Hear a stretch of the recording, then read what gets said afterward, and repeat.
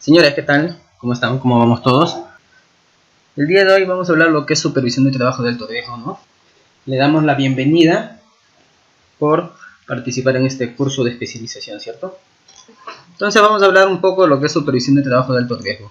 Si bien es cierto, toda actividad o todo trabajo que nosotros realizamos, todo trabajo que a veces se efectúa, tiene un riesgo. Sin embargo, hay algunos que por su característica, o por tener características especiales, tienen un mayor porcentaje de accidentabilidad, un mayor porcentaje de que podamos sufrir un accidente, ¿no? A estos trabajos se le llaman trabajos de alto riesgo, o estas actividades, ¿cierto? Entonces, para empezar, tenemos que sabiendo cuáles son estos trabajos, ¿no? Hablamos de trabajo en altura, izaje, eléctrico, confinado, etcétera.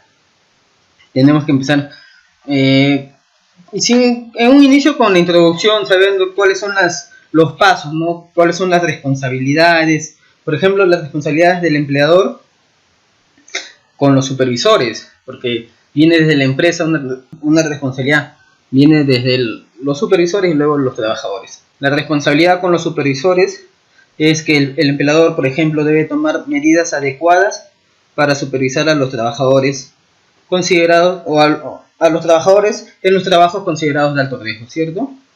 Para ello, por ejemplo, debe realizar una evaluación de los riesgos que permite identificar los riesgos para precisar, incluyendo las necesidades de supervisión específica y exclusiva. Por ejemplo, señores, supervisar trabajos de alto riesgo implica que tenemos que verificar que los trabajadores cumplan con los reglamentos internos de seguridad y salud en el trabajo. También implica que tomar toda precaución para proteger a los trabajadores. No tenemos que verificar y analizar que se haya dado cumplimiento a la identificación de peligros, evaluación y control de los riesgos, del famoso IPRC.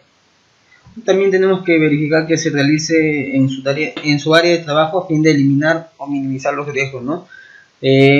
Hablamos del IPRC, ¿no? Que esté especificado estas actividades, que cada actividad que se va a realizar tenga sus permisos de trabajo también, porque ese permiso o esos permisos de trabajo nos ayudan a nosotros a conocer un poco más a qué estamos expuestos. Por ahí me pueden decir, ingeniero, también tenemos que tener el ATS. Puede ser también, recordemos o refresquemos la memoria, sabemos que el ATS solo es obligatorio cuando la actividad o el trabajo en sí no tiene un procedimiento establecido, un procedimiento de trabajo seguro establecido.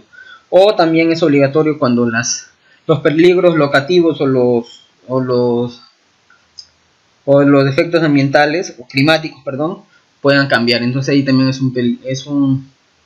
ATS es obligatorio, ¿no? Por ejemplo, en NINA no se usa mucho el hipercontinuo, sí se usa mucho, y utilizan un ATS cuando es una actividad no rutinaria, pues, ¿no? Por lo mismo que no es no rutinaria, no tienen un procedimiento específico para ello. Entonces ahí sí no utiliza un ATS.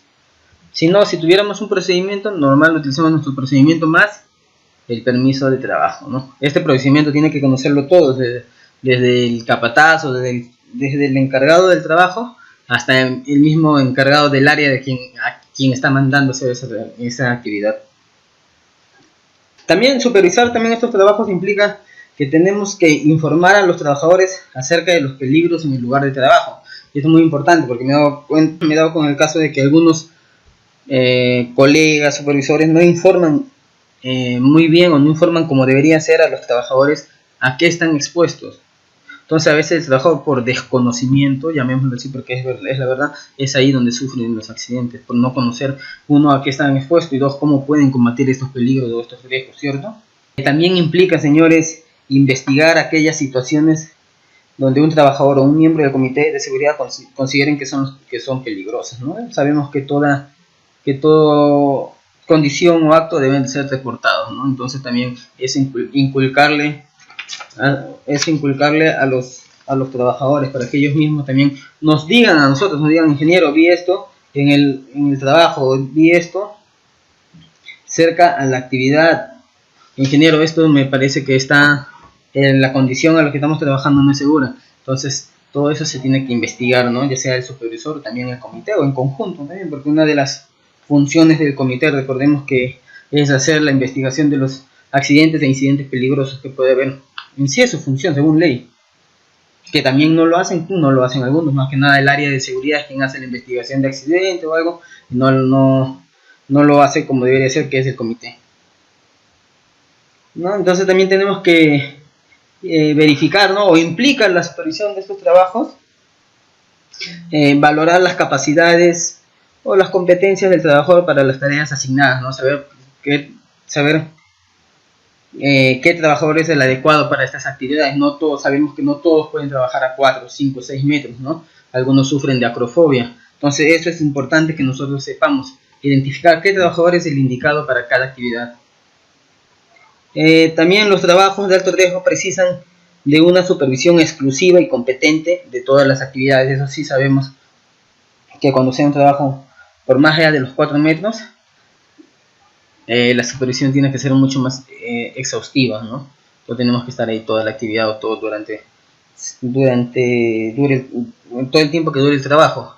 Es como el lugar donde yo laboro. A veces se hace trabajo de izaje. Levantamos, por ejemplo, locomotoras, porque trabajo con ferrocarriles. Levantan locomotoras que están pesando 180 toneladas, por ejemplo. Entonces, hacer un izaje de esas locomotoras, imagínense cómo es, ¿no? ¿Para qué lo hacen? Ustedes dirán, ingeniero, ¿pero por qué hacen un izaje de locomotora? ¿Por qué? Porque ahí tienen que cambiarle los truques, o comúnmente llamados las ruedas. Tienen que sacar todas esas ruedas para que lo cambien cuando hay un descarrilamiento, etcétera, por mantenimiento también, ¿no? Entonces, hacer ese izaje que nos puede durar desde 20 minutos, una hora o hasta más, implica la presencia sí o sí obligatoria del supervisor de seguridad.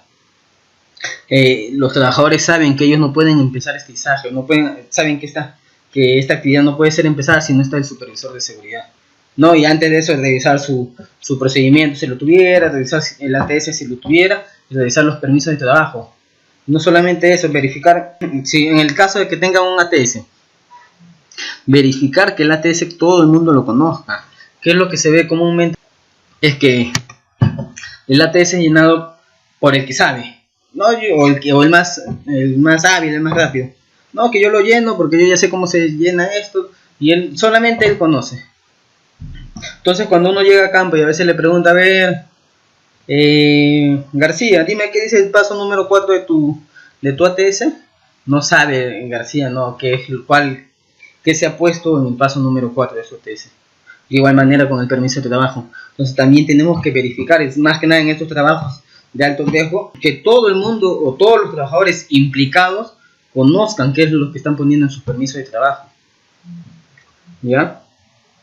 Entonces luego de eso hay un nivel de compromiso, ¿no? La misma ley nos dice niveles de compromiso que tenemos que cumplir, ¿no? Por ejemplo, hay un nivel de compromiso que tiene que haber sí o sí, el nivel de compromiso de la alta dirección, que tiene que implementar un programa de seguridad, donde precisen la aprobación de la alta dirección, que puede enfocarlo como una decisión sobre costo-beneficio. Y también hay una discrepancia, ¿no? A veces la empresa quiere ganar, pero no invertir. Entonces también es importante que nosotros le hagamos entender que seguridad va de la mano con producción. Es más, seguridad es más que producción. Porque si un trabajador se accidenta o tiene un fatal, o sea, fallece dentro del trabajo, esto ya va a haber mucho más pérdidas, papeleo, va a venir inspección, etcétera. Entonces es un poco más tedioso, ¿no? Entonces eso es lo que tenemos que entendernos, o tiene que entender la alta jefatura. Entonces todas esas cosas es lo que implica supervisar un trabajo de alto riesgo. No es solo decir, no, que yo sé supervisar, pero no sabemos qué implica. Hay inclusive unas consideraciones previas. Estas consideraciones tienen que ver o van de la mano qué es lo que se va a hacer antes de, porque no solamente es ir, pararme, verificar que todo vaya bien, pero si yo no hago una planificación de este trabajo, no va a salir bien. Es como, por ejemplo, lo que les estaba comentando donde laboro. Cuando nos avisan a nosotros 24 horas antes, cada vez que va a haber, por ejemplo, izaje. ¿Para qué? Para que el supervisor de seguridad, ya sea mi persona o quien vaya, esté preparado, conozca el procedimiento. También se haga un tiempo, porque tenemos actividades que tenemos que hacer durante el día. Entonces, todo eso, por eso el área de mecánica en este caso nos avisa 24 horas antes. Entonces, desde ahí ya viene la supervisión, ¿no? Viene con lo que es la planificación. Tenemos que planificar qué vamos a hacer. La planificación es la responsabilidad de los supervisores, autorizantes, solicitantes y ejecutantes. Asegurar que los trabajos de alto riesgo que requieren un permiso de trabajo sean planificados adecuadamente, ¿no? Que sean solicitados adecuadamente. Recordar que un permiso de trabajo muchas veces dicen ingeniero, pero ya he escuchado. Yo en otro lado no podía empezar porque el ingeniero de seguridad no me daba su visto bueno, no me firmaba, no me autorizaba, no me daba el visto bueno para elaborar mucho. Recuerden que todos los trabajos de alto riesgo, o todos los permisos, perdón, el supervisor de seguridad no autoriza. Quien autoriza, ahí va siempre en cada trabajo, va a 3 firmas, sí o sí. ¿Quién es el responsable del trabajo? Que es aquel que va a estar todo el día, o no todo el día, sino durante las 4, 5, 6 horas que dure la actividad. Él es el responsable del trabajo, ¿no? De ahí viene lo que es su jefe directo, y luego la jefatura directa o la jefatura del área, ¿no? Esos son las 3 firmas que van ahí. ¿Qué es lo que hace seguridad? Solamente nosotros ponemos el visto bueno del proceso del permiso de trabajo, ¿no? Verificamos o damos el visto bueno que el proceso del llenado del permiso de trabajo esté correcto, ¿no? Verificamos, mira, sabes que esto te faltó, esto está bien, ¿no? Pero nosotros no autorizamos, ¿no? Para los que deseen, apunten mi correo angelgsg22@gmail.com. Me escriben, muchachos, y yo les mando 2, 3, 4, 5 modelos de trabajo de formato, perdón, de permiso de trabajo de diferentes, ¿no? Confinado, altura, diferentes modelos, porque en cada empresa se maneja diferentes modelos. Y ahí van a ver que no es necesario o no dice firma autorizante del personal de seguridad. ¿Ya? Luego, después de la planificación, también viene que tenemos que conocer, como dije, ¿no? El procedimiento, ya sea por el supervisor y también por los jefes directos del área solicitante. El IPER, ver que estas actividades estén contempladas en nuestro IPER, ¿no? Y utilizar el ATS si en el caso de, como les dije, si no hubiera procedimientos, sino nuestros procedimientos. Entonces, hacer toda esta planificación, ¿sí? Todas estas actividades antes de, nos va a ayudar o nos permite asegurar que no se realicen trabajos sin la debida autorización ni se utilicen equipos que no estén específicamente incluidos en el permiso, ¿no? Eso tenemos que también verificar nosotros. Que se fijen con claridad la identidad de los ejecutantes, la naturaleza y extensión de la tarea. Que también nos permite ¿no? Analizar que se analicen los riesgos, se implementen las acciones preventivas y se prepare el sitio para realizar el trabajo, ¿no? Como le dije, se prepare el sitio, ya sabemos, con 24 horas de anticipación. Entonces, eso es lo que nos permite la planificación. Luego de la planificación ya vienen lo que es, ¿no? Los tipos de herramientas también que se va a utilizar. Tenemos que ver las slingas, los estrobos, o con qué se va a... Perdón, en el caso de frenaje, sino también es revisar lo que es el andamio, escaleras, arneses, en lo que es, por ejemplo, altura. Y así, dependiendo, verificar los DPPs, todo, ¿no? Ahora, mucho más lo que netamente nos dice trabajos en altura, ¿no?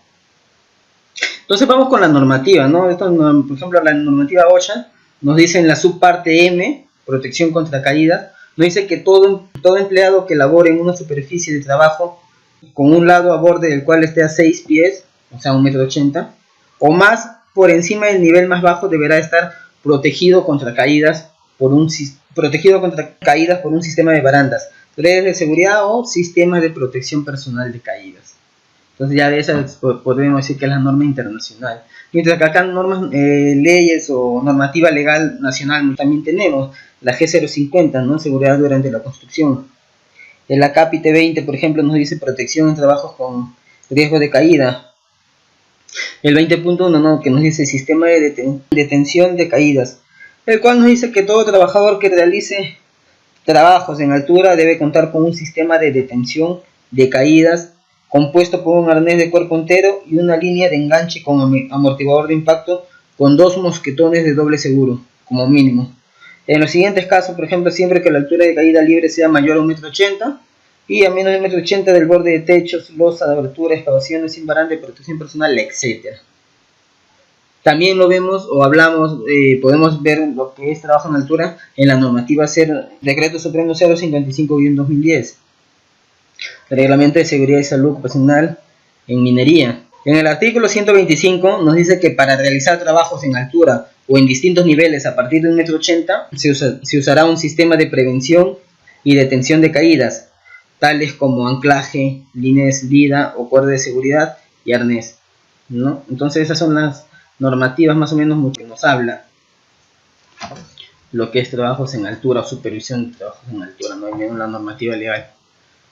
Definición de trabajo en altura: cualquier actividad o desplazamiento que realice un trabajador mientras que esté expuesto a un riesgo de caída de distinto nivel, cuya diferencia de cota sea aproximadamente igual o mayor a 1,80 m con respecto del plano horizontal inferior más próximo, ¿no? Lo que habíamos hablado en un inicio, ¿no? Todo a partir de 1,80 m en adelante se considera trabajo en altura. Ahora, por ejemplo, me pueden decir ingeniero, pero en mi empresa tal, en mi empresa X, trabajo en altura lo consideramos a partir de 1,70 m. Y está bien, por eso es aceptable, porque recuerden que la ley está para cumplirse o mejorarse. Entonces, si la ley no dice 1,80 m, pero nosotros en nuestra empresa lo manejamos de 1,70 m, no hay ningún problema. Eso es manejable, ¿no? También es considerado trabajo en altura cualquier tipo de trabajo que se desarrolle bajo nivel cero, como son pozos, ingreso a tanques de enterrado, excavaciones de profundidad mayor a 1,20 m. Por ejemplo, las excavaciones también es considerado un trabajo de altura, ¿no?